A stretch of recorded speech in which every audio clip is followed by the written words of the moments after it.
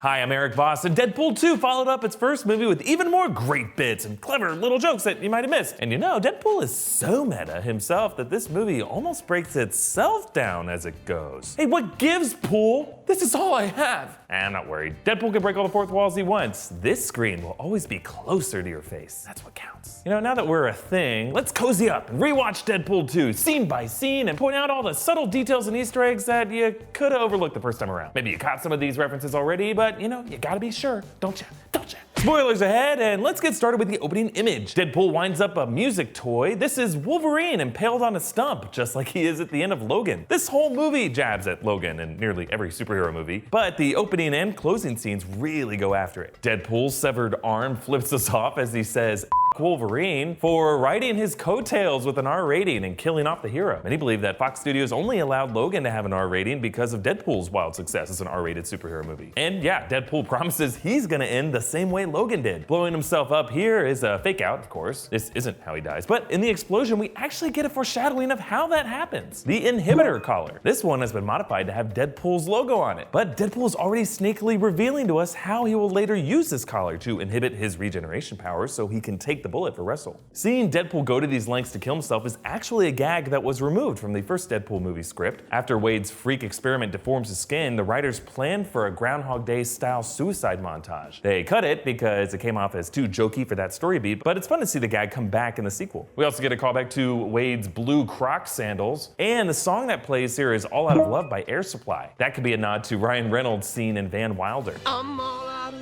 love. I'm so lost without you. Then Deadpool rewinds 6 months earlier, showing his global killing spree. Fun detail here, the neon sign on the building rooftop has these Chinese characters. Thanks to Google Translate, I was able to translate them to dead and pool. He listens to his Walkman to work himself up to the kill. A callback to him doing so in the first movie, There It Was Shoot by Salt and Pepper. Here it's DMX's X Gonna Give It To You, which was kind of the theme song of that first movie. He calls his target by identifying himself as Gail. That could be a reference to Gail Simone, a writer of the Deadpool comics. And set to Dolly Parton's 9 to 5, Deadpool slaughtering these sex traffickers featured some impressive fight choreography. This movie's director was David Leitch. He co-directed John Wick, and you can definitely see the parallels. Deadpool pops up out of a casket to take out some more targets, something he does in the comics, but he says, "Do not go in there," referencing the line from Ace Ventura. Do not go in there. Woo! You know, come to think, Deadpool might be the closest thing in the movies right now to the physical comedy Jim Carrey performed in the 90s. Deadpool accidentally unclothes a guy in the spa, calling him Scoutmaster Kevin. Later, he and Vanessa agree that the name Kevin for their kid sounds too strippery. I feel like both of these could be nods to Marvel Studios head Kevin Feige. There's also a quick shot of Deadpool posing as an erotic dancer in a strip club, and if you look closely, among the drink specials is Burning Bastards MC. Burning Bastards MC is also the name of an erotic book series, classified as alpha biker romance, to each her own. And as Deadpool describes this sequel as a family film that opens with a tragic death in the vein of Bambi, The Lion King, or Saw 7, he taps his watch. This is his Adventure Time watch that we saw him wearing in the first film. At the end of the movie, he ends up bequeathing it onto Domino. Outside, Deadpool outruns this mob, begging Dopinder to start the getaway taxi. This could be a nod to the bit at the beginning of Raiders of the Lost Ark. Dopinder doesn't hear him because he's listening to an audio tape of motivational speaker Tony Robbins. Dopinder surprisingly has a full character arc of his own in this movie.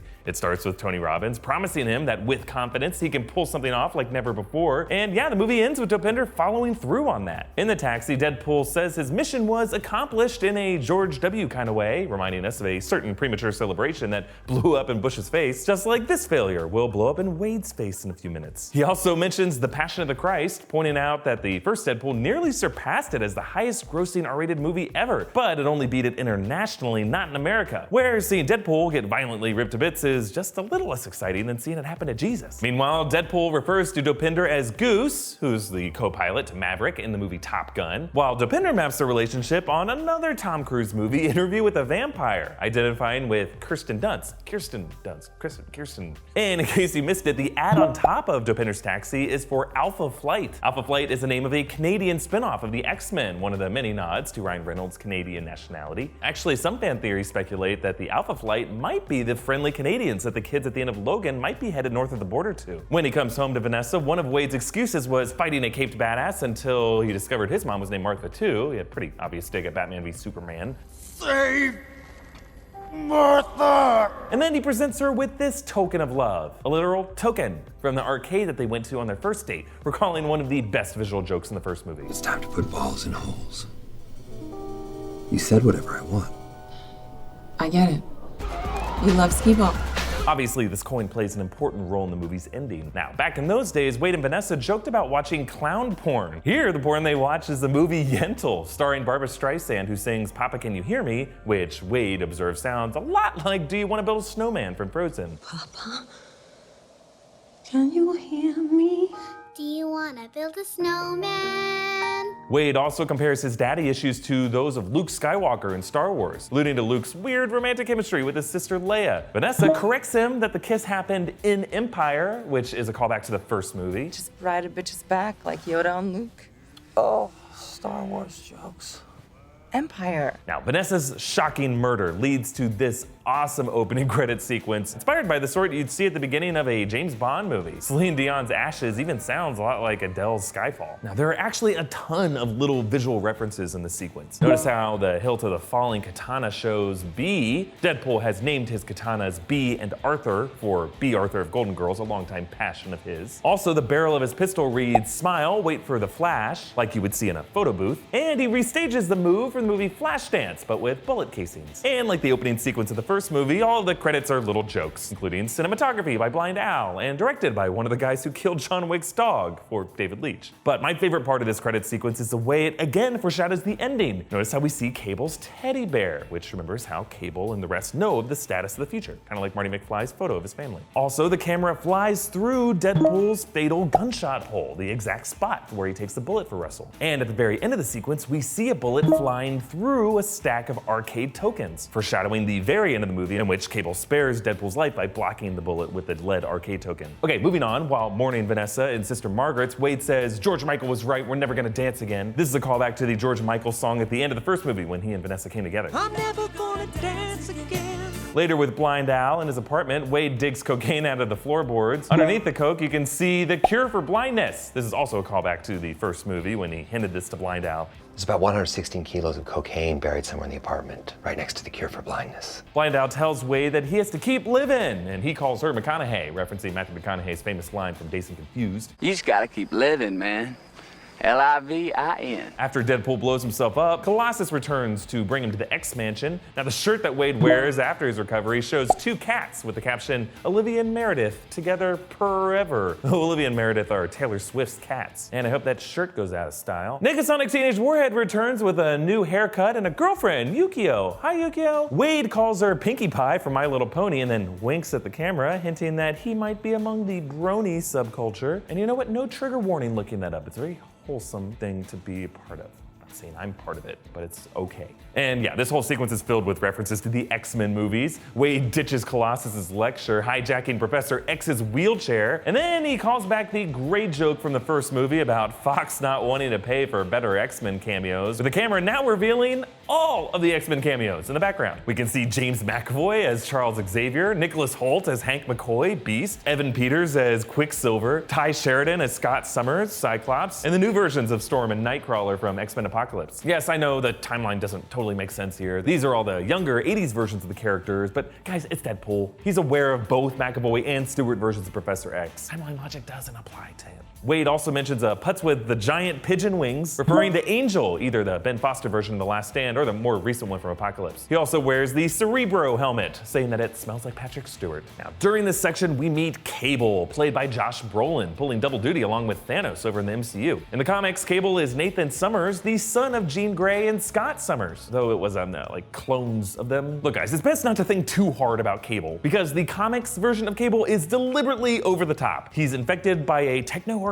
virus, giving him cybernetic parts, and he time travels as often as I use the bathroom, and I drink a lot of coffee. Now, Cable led the X-Force, but really the best thing about him in the comics, in my opinion, is when he teams up with Deadpool. It's really one of the best Marvel pairings ever, and he's like a perfect choice to come into the sequel. In the movie, they've made Cable a time-traveling assassin on a mission to kill a kid before he destroys the future. This is essentially the baby Hitler premise, something Deadpool references later in the movie, and rumor has it is actually part of the movie's post-credit montage before it was deleted. It's also the plot of the Ryan Johnson movie Looper, with an old grouchy Bruce Willis coming back in time to kill a superpowered kid who later turns evil. evil and kills his wife in the future. The time travel device that Cable uses resembles a watch, but not just any watch. Look closely, that is a Carl F. Bucherer brand. Bucherer watches were featured heavily in John Wick 2, the movie David Leitch worked on right before making Deadpool 2. And yeah, Cable in this movie comes off a lot like the Terminator, the T-800 played by Arnold and the T-1000 in T2. He arrives back in time asking, "What year is it?" And he robs and kills some goofy locals, just like the Terminators do in those movies. By the way, those two rednecks are celebrity cameos. On the right is Alan Tudyk, and the fatty on the left is Matt Damon, under a lot of makeup. In the credits, he goes by his character name in The Talented Mr. Ripley. I don't know, guys, after his cameo in Thor Ragnarok, Matt Damon's kind of becoming the Stan Lee of all these movies. Except, you know, like not having created all these characters. The Terminator parallels continue later when Cable does a one-handed spin reload while blowing crap up in the Icebox, just like Arnold's signature move in T2, and later when Cable repairs himself while staring coldly in the mirror like the scene in the first Terminator. Another fun detail, when Cable assembles his gun, he includes a dial that goes up to 11, a reference to the movie This Is Spinal Tap. The numbers all go to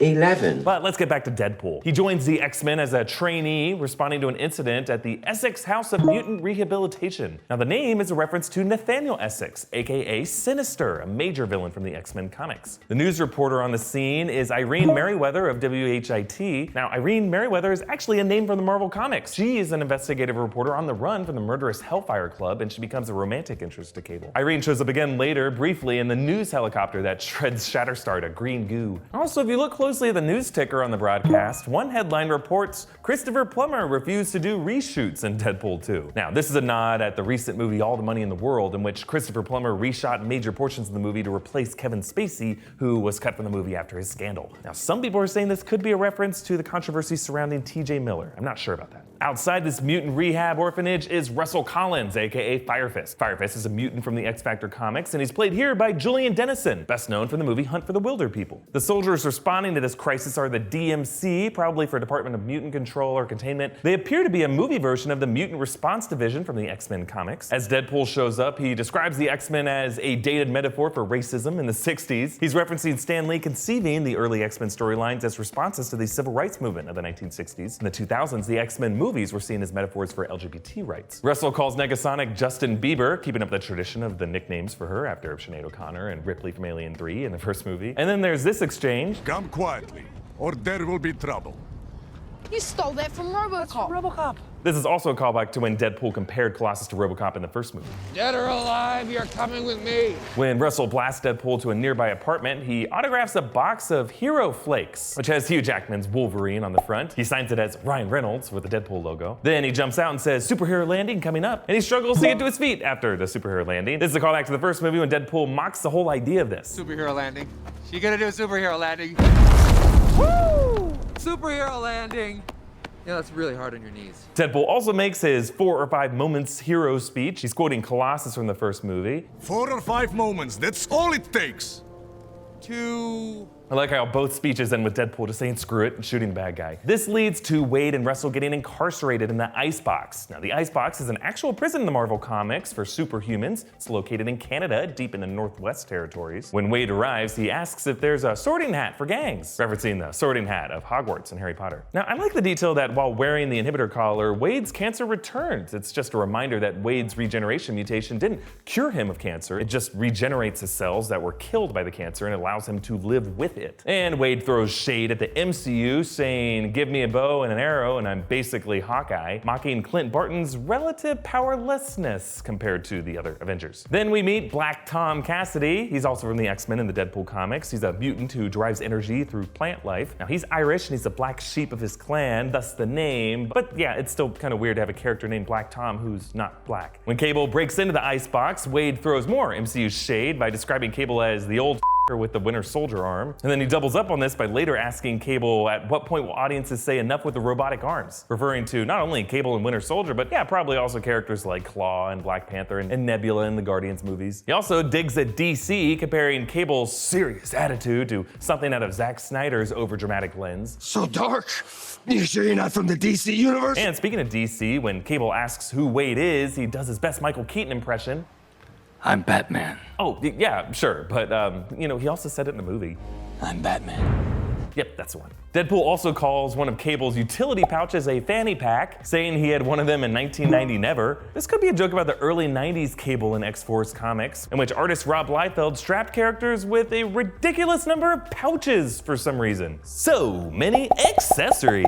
Jumping ahead later, Russell makes friends with the monster in the Icebox basement, whom we later learn is Juggernaut. He says they can be gangsters like Tupac and Ice Cube. In Hunt for the Wilder People, Julian Dennison's character is obsessed with Tupac, which is what he named his dog. Later, as Deadpool and Weasel assemble the X-Force, if you look closely at their stack of headshots, you can see a picture of a woman. This is Supreme Court Justice Ruth Bader Ginsburg. I'm glad to know she was being considered. Now, the team that gets assembled includes Bedlam, played by Terry Crews. He says his power is to distort electricity, including nerve endings, to make us feel things. He shows up in the X-Force comics. There's also Zeitgeist, played by Bill Skarsgård. He also played Pennywise in It last year. He spews acidic vomit. He's also from the X-Force comics. Then there's Shatterstar, played by Louis Tan. As is the case in the comics, Shatterstar comes from the Mojo world, where he fights as a gladiator celebrity for a TV network run by Mojo. Notice how his headshots in this movie are of him shirtless. That could be a joke about Tan's fitness modeling.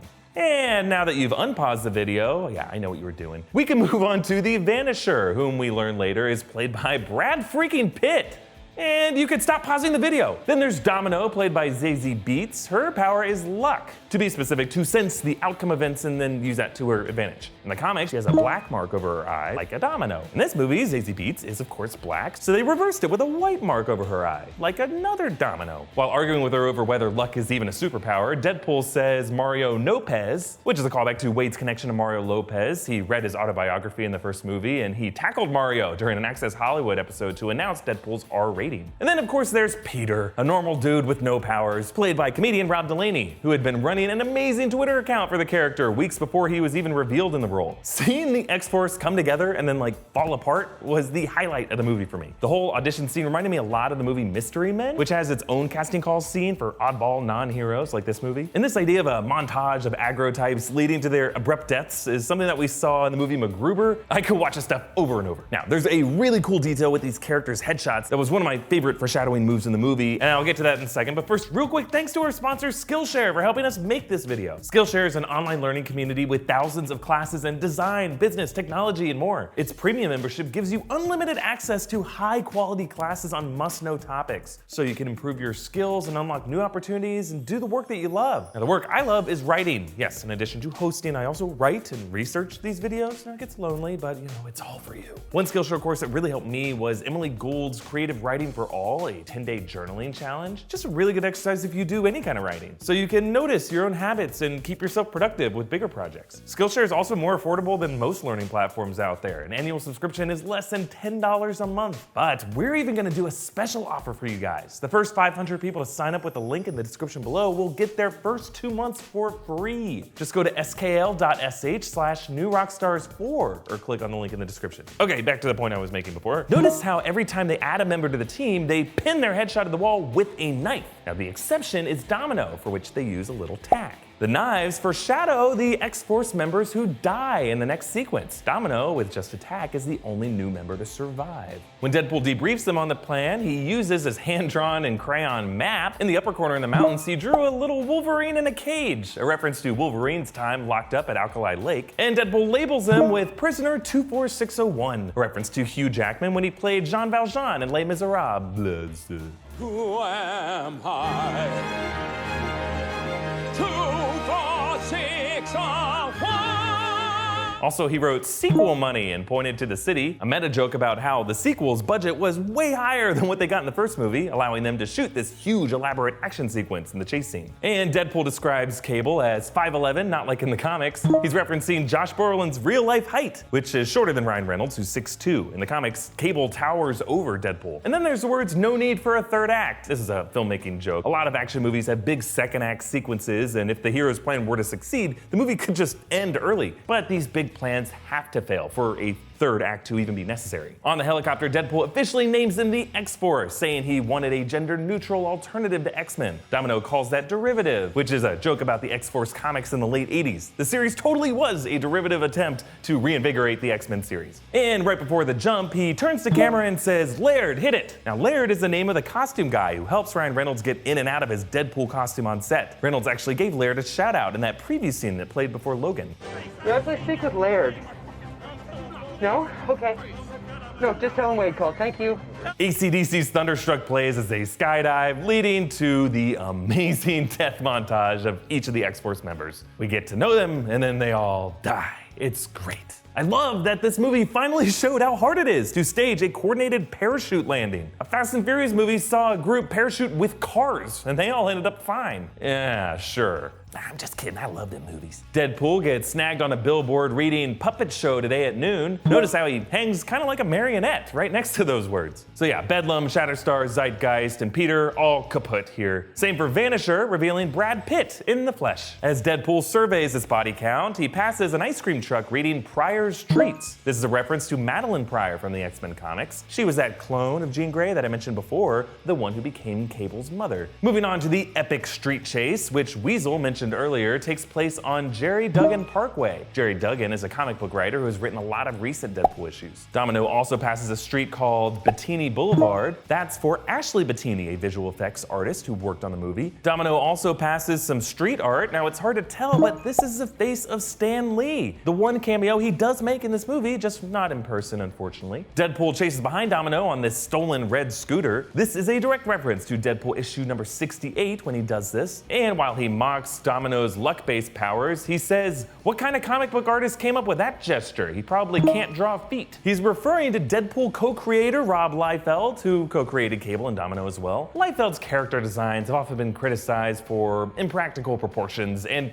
yes, either non-existent or just really weird-looking feet. Oh, and don't forget the pouches. So many accessories. When Cable boards the truck, he calls for Russell with his full name, Russell Collins. And the Deadpool shouts, "Hands off that kid, John Connor." This is another Terminator joke. In T2, the T-1000 was looking all over for John Connor to kill him.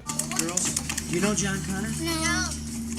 Cable shoves a bunch of the other mutant containers off the rig. The one mutant who begs him not to is a cameo by the director, David Leitch. Then Deadpool confronts Cable, calling him One-Eyed Willie. This is a reference to Josh Brolin in The Goonies when he played Sean Astin's older brother looking for the treasure of the pirate One-Eyed Willie.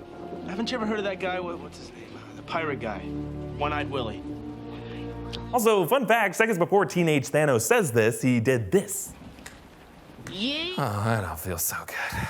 Then Cable fires at Deadpool, who recreates his classic move from X-Men Origins, slicing the bullet in half. Though here he tries to do it over and over, and he misses a few, because that's how it would go down. When the truck flips, Deadpool slow-motion teabags Cable, a callback to the still image teabag that Deadpool delivers in the opening shot of the first movie, and Deadpool using a toy version of himself to teabag toy Cable in the trailer. In the wreckage, we get the reveal of Juggernaut. Now, Juggernaut is a longtime X-Men character, an unstoppable force at top speed. He was played, cringingly, by Vinnie Jones in The Last Stand. In this movie, the motion capture and voice are performed by Ryan Reynolds himself. Deadpool geeks out over meeting Juggernaut, naming a few specific comic book issues. In Uncanny X-Men number 103, Juggernaut and Black Tom trap the X-Men. In Thor 411, we learn that Juggernaut is capable of withstanding blows from Thor's hammer. And in X-Men Unlimited 12, Juggernaut is really the main character of that one. After Juggernaut rips him in half, Domino carries his pieces like a backpack, which feels like a reference to Chewie carrying C-3PO's pieces on his back in Empire Strikes Back.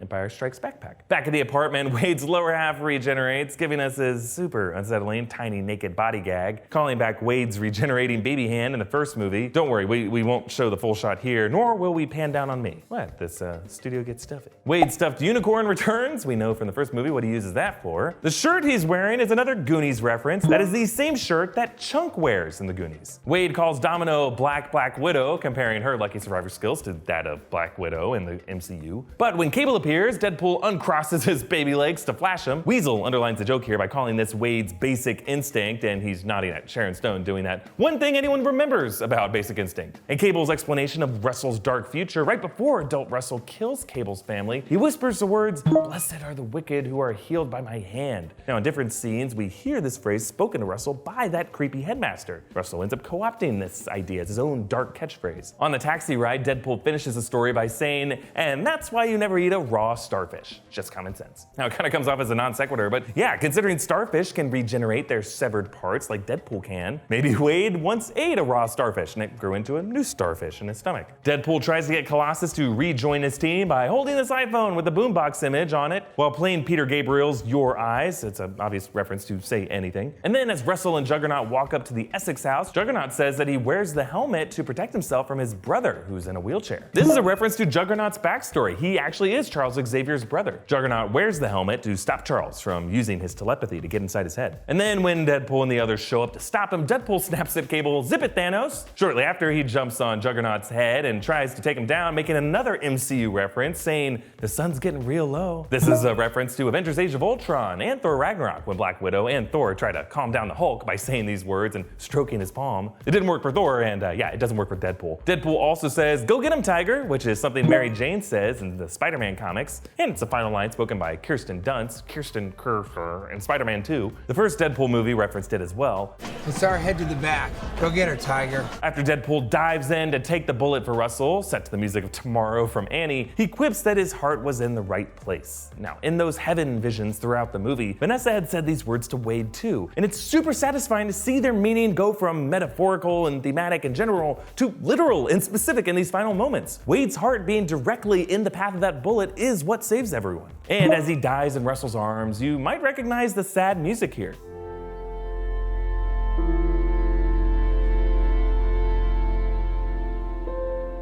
This is the same exact music that plays at the end of Logan as he dies in Laura's arm. The track is called "Don't Be What They Made You" by composer Marco Beltrami.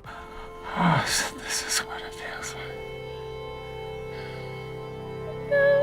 Just like the beginning of Deadpool was a commentary on Logan, the final moments of the movie are Deadpool parodying it with his own drawn-out dramatic death. Now, speaking of music, in case you were wondering what song that was while Wade joins Vanessa in heaven, this is a-ha's "Take On Me," but an acoustic cover by Lars Horntveth, recorded at a live MTV Unplugged in Norway last year. Take me